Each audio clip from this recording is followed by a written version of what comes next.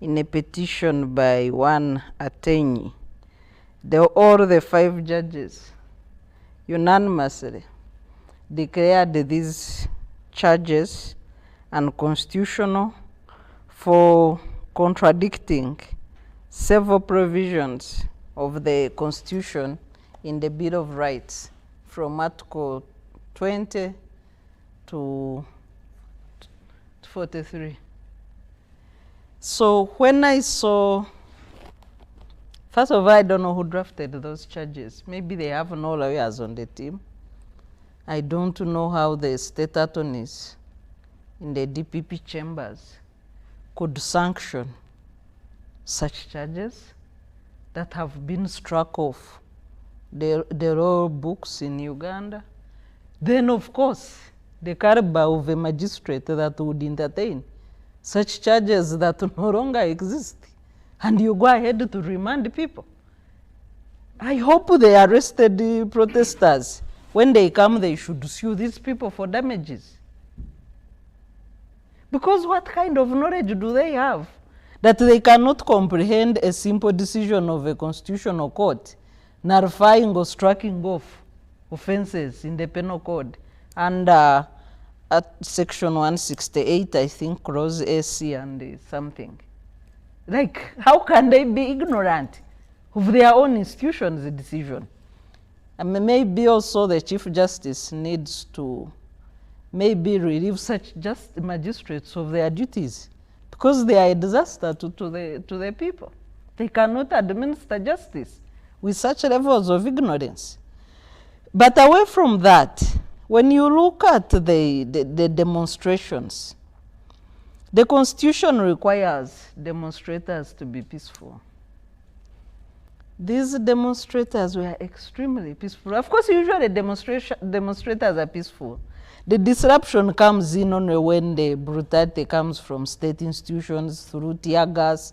Sometimes we have had a generation of Chivoko squad in police, people emerging from CPS under the leadership of IGP Kareki Hura with sticks, beating people, something very illegal and contrary to the laws of Uganda. So usually the so-called violence comes after the confrontation with state agencies. But in yesterday's case, the youth, very smartly dressed, very peacefully marching, were arrested. A few of them were arrested in a brutal manner.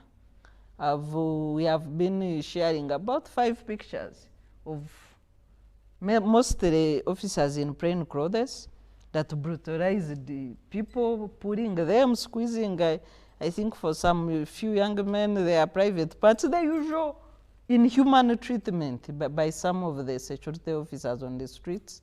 But the protest was largely peaceful, to the extent that there is no charge that can stand the test of time against a peaceful protester. They are just wasting time, arresting people illegally as people exercise their constitutional right. We have had a culture of this abuse under NRM for now close to 29 years. Because the Constitution will make 29 years on 8th October. We have not had full enjoyment of Article 29 of the Constitution, save for freedom of religion. The rest of the freedoms, association, speech, conscience, is always trampled on by state agencies under this regime. It's very unfortunate and shameful, and it's high time they checked their conduct. Doctor, before I get to, yes. I don't want to miss the point on the environment. I know to come to Doctor. I want us, at least even in our differences, to generate areas of consensus. And Honorable Kivumbi has alluded to it, climate change. I want to give a practical example in the villages. And it will also tie to why corruption is very complex to fight in Uganda. NEMA says let's not encroach on environment. But I've had local leaders telling people, you go and grow your rice. Elected leaders in local councils.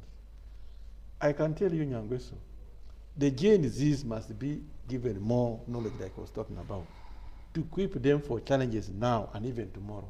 Because worse will come tomorrow when they are now in our age. If we don't retool them to be knowledge intensive and creative enough. I want you to go back in Nyangweso and ask in your rural area where you come from and see whether there is any land for community as a community center. Just for a community, children to go and play. God, everyone is splitting. Communities are that selfish that common good is no longer an issue. Go to your village. You will not find any. That's a crisis. Just go to wherever you stay in Kampala, or especially its environs.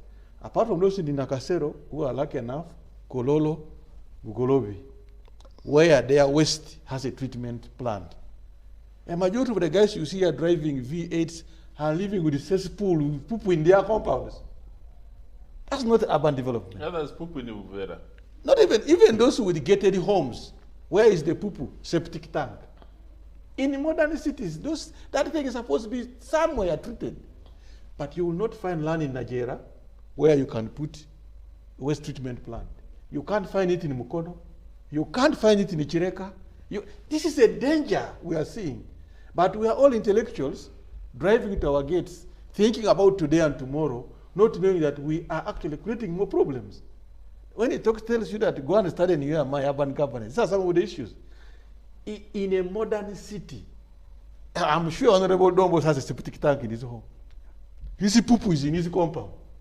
Only that he has decided to call on the site something and put a slab on top. That's not how cities are managed. But should you want to change that, where will you put a waste treatment plant in Nigeria? In Itinda? Where? I'm telling you, in the villages it is worse. Wetlands have gone, and there is nothing being left for community to even say, I'm leaving my home, kids go and play. In Itinda, it is in Minister's Village. Only. Yes. And it had been an elite planned, I think private planned, and who put... Go to Chanja. Go nothing. away. Nothing. Okay. And we are leaders. Okay. That is another crisis And I want us, even in this hour, to be able to discuss wetlands before we leave. But Dr. But on wetlands, factor in NFA. The forest cover. Yeah, NFA in my constituency. I've been calling NFA a terrorist organization. A terrorist organization? A terrorist organization. They destroyed Mavira. NFA has been allocating standing forests to private tree planters. Meaning and they cut down trees? They cut down a forest.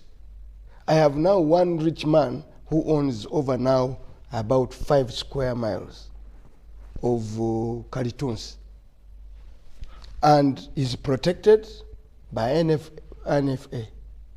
They chase away this 1 inch, okay, and the guys you live, and then they give away to rich people. In the area where I come from. Is that a PPP? Is that the PPP professor? That is a PPP. It's a PPP. Now, if we agree, as says as a country, we can build consensus on the question of climate change, and say, as a country, I can say this the only time when we met the president as a defense committee, okay, and asked HMP to say something, I told the president, please, we need executive leadership on the question of climate change. Executive leadership. And he has issued pronouncements, cows, what. But what is the action? He's been, do you know why he's been ignored? I can tell you something. The biggest tree planters are leaders. Agreed. The biggest people who have apportioned forest land are not ordinary people, are leaders in this country, members of parliament, cabinet ministers. I know all of them. High office in the Ministry of Finance, high office in the Ministry. These are the people who have descended. Not this 1 inch. But I wanted to seek clarification because I was a chairperson of Natural Resources Committee. Yes. And this was the policy of government. that Wananchi had gone and encroached in forests, and they were cultivating forests, and government did not have funds directly to begin planting trees. And they decided to partner with private people. So a forest planted by government, or a forest planted by private person, or a forest that has grown naturally, what is it that we're interested in? These local Wananchi being in the forest and planting tobacco and whatever they were cultivating? No. Or we can partner with private people. All the forests in the European countries that you go and move, they are not natural. No, they are. No, okay. Let's sort out this issue of environment. Mr. Dombo, there are 3 categories of destruction of a forest. There is where you find a standing forest. There is where you find a degraded forest. Where you find a forest has been totally but the ingredients to regenerate are still there. There is also an area where a forest has been completely destroyed, it can't degenerate. That's the area we said the public could go in and plant trees. Now, the area that can all degenerate, everybody was supposed to live, and the natural forest comes up. Now, the corruption of NFA was that it has been giving away all those areas. And that's why the president was being misled the other day. Why don't we no, say... The president was being misled by those people in his press conference to show that Mabira has degenerated. The Mabira that is degenerated is a cryptus. Mabira has disappeared. He has disappeared. He was being told a lie. Before you hang NFA, yes. Why don't you say that the corruption of the political leaders? Because you may not know the challenges of NFA. But you put an agency to protect, and gave it to police and army. To what extent do you allow that agency to operate according to this mandate? No, it's there. It's there. I've been fighting NFA to please. I'm the only natural protector. I've been fighting NFA. Okay. So, and they were telling the president lies there. Let the president do an helicopter drive around Mabira and say a natural Mabira that has degenerated. I bet him, I give him 2 million shillings. I'm a poor man. If you fancy the press 2 million, let's take an helicopter flight over Mabira, and if I say natural Mabira that has degenerated, they told him a lie. Give me to hold the money here. Okay. 2 million.